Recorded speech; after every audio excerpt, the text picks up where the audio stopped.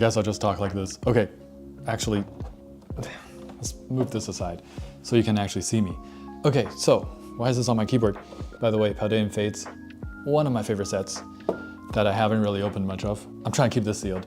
First of all, this guide is for aimed towards people with a budget. So if you have an unlimited budget, or you're rich, or you don't care, or whatever, you want to splurge, this might not be the best guide, because the first thing I'm going to tell you is to make an Excel sheet and put your yearly or quarterly budget onto that Excel sheet and track every single purchase so that you don't go overboard, you don't bankrupt yourself, you don't get crazy with it. And it's fun because you get to see how much you reinvest into the hobby if you sell one of these sealed items that you get. Surging Sparks, I got this at $47 Canadian. I can sell it at like $100 Canadian now, and I can log that. That's like $53 of profit that I can reinvest into the hobby, buy some more modern sets or sets that I like from previous sets. So that's one of the coolest things you can do in this hobby.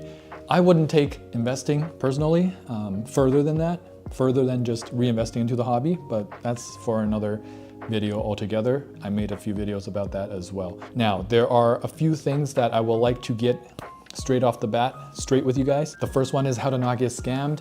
In 2025, collecting is a great time to start because there's an amazing array of full art cards and illustration rares and special illustration rares and super hype stuff.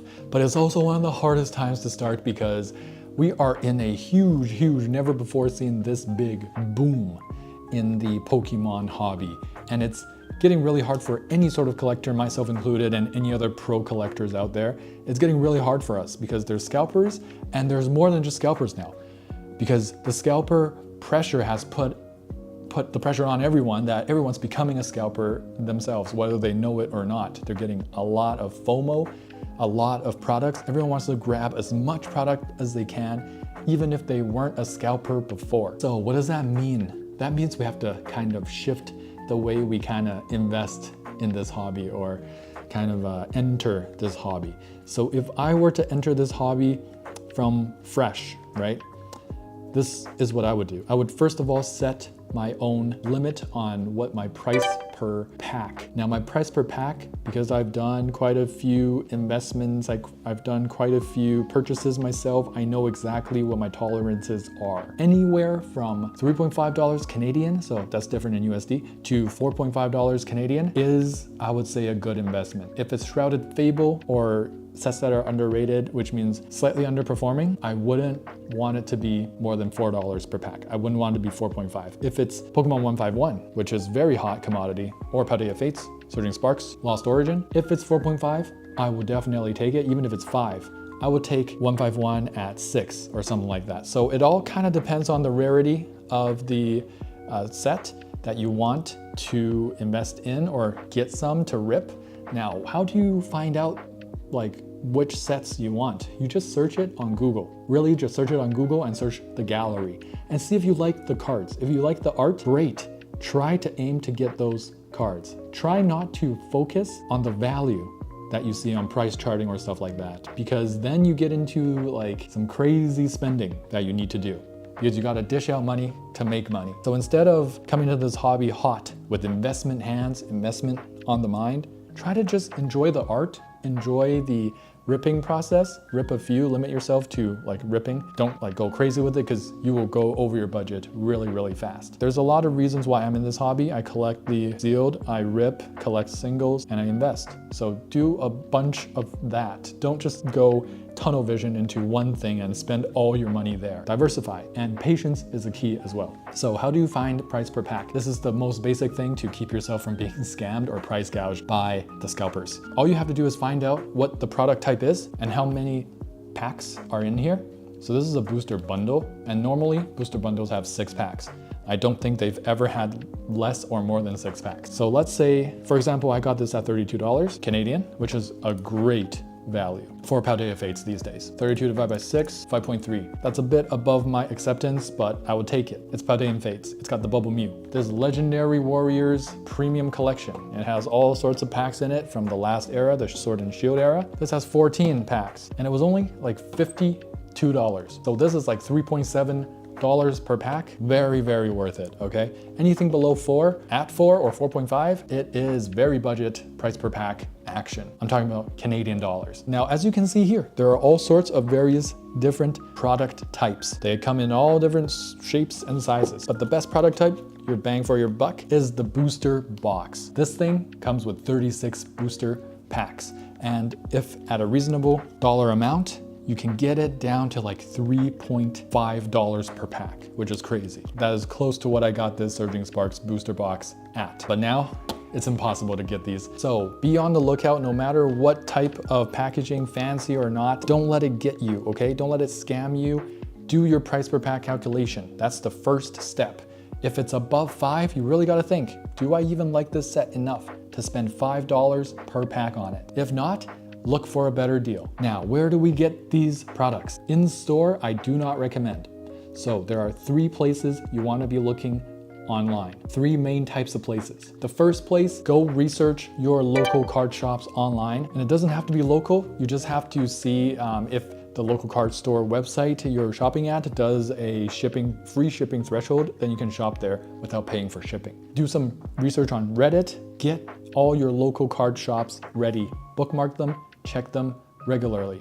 This is what we have to do in the modern day Pokemon boom, or you won't get any good products that are for good value because people are grabbing them up. So the first type is local card shop, places that specialize in selling Pokemon and other card products. They will also have sales, they have coupons from time to time, free delivery from time to time, that's lower than their delivery threshold, and other freebies like buy 3, get 1 free, stuff like that. And they'll offer points. The more you get, the more points you also get for your next purchase. But a lot of these places, they will mark up their inventory, okay? So that's why we have some other alternatives. The other alternative that I like to go to, that I like to check fairly often, and is where I got this amazing value puppy from, big name stores, Walmart. Especially in Canada, Walmart does some heavy lifting when it comes to getting some value Pokemon products. Check Walmart daily, there's rollbacks, there's all these sales days randomly. Sometimes it's pretty crazy, the value that they can give you. In the States, and other places perhaps, you have even more options like Target.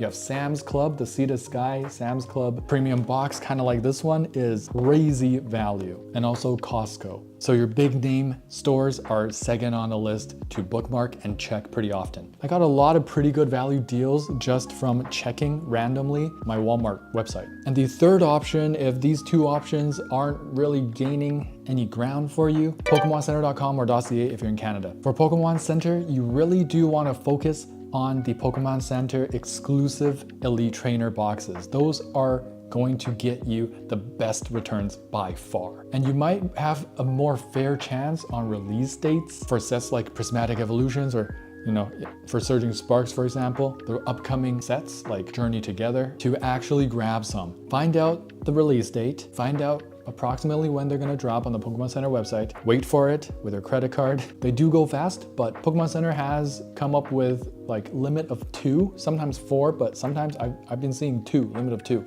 So that does take a little while to empty out stock. You will be fighting against a bunch of bots and a bunch of other people doing the same thing, but you have maybe a more fair chance on PokemonCenter.com. And remember, focus on trying to get Elite Trainer boxes with the promo stamp Pokemon Center exclusive. That is your bread and butter on the Pokemon Center website. Everything else you can probably get much cheaper, just trying to get it somewhere at your local card shop or at a big name store like Walmart or Target. Now, because the new sets are such a headache to get, it's running out of stock, everything's running out of stock, and you might just want some like sets or booster packs to rip open, right? First of all, don't be afraid to buy singles of cards that you really want. You don't have to pull it yourself for it to count. You will save a lot of money getting singles. I do admit it's less fun, but you save more money that way. Just remember, no matter what happens, it's all just cardboard. That's why the first step is the most important. Make an Excel sheet, set your budget, play within it. Don't go bankrupt over cardboard and imaginary values. Please, it's just cardboard. If you have a family, if you want to start a family one day, don't bankrupt yourself. Don't give yourself this huge disadvantage of life. For singles, I do recommend getting cards that are like very, very cheap. I don't recommend getting like a Moonbreon as a single. That's like thousands of dollars, okay? This video is geared towards people on a budget that don't have as much money as they want to spend on this hobby. The word of caution, word of advice, go for singles within your budget as well. One of my favorite pages that I'm yet to finish, almost finished, is a cheap page that I just made with singles that are less than $1. Some of these singles I got like 5 per $2. This is a page that I really like. I'm just missing one Pikachu on this corner. It's got the Celebrations Pikachus, the Celebrations Groundon, Pokemon Go Pikachu, Kyogre Celebrations, more Celebrations, the Lugia, the Ho-Oh up top, and the Flying Pikachu. I think it makes for a really neat, really cool matching binder page that I'm yet to finish. I just need one more Pikachu, and that Pikachu would also be pretty cheap in value. And that's very enjoyable for me. I can't pull it myself, Celebrations is way out of my budget, but that's why getting the cheap but enjoyable, to me, singles are so worth it and so fun. So do a bunch of research, get the cards that you wanna get. Look for cards that look appealing to you. What would be fun to have, to collect, to make a binder page of, to put in your top loader, to look at every day. If you like it, that's all that matters in this collecting hobby. Now, because it's so competitive, okay, to get stuff like these Paldea Fates booster bundles, it's very high price right now. Surging Sparks, can't get them for cheap. You gotta rely on these premium collection stuff from your big name store.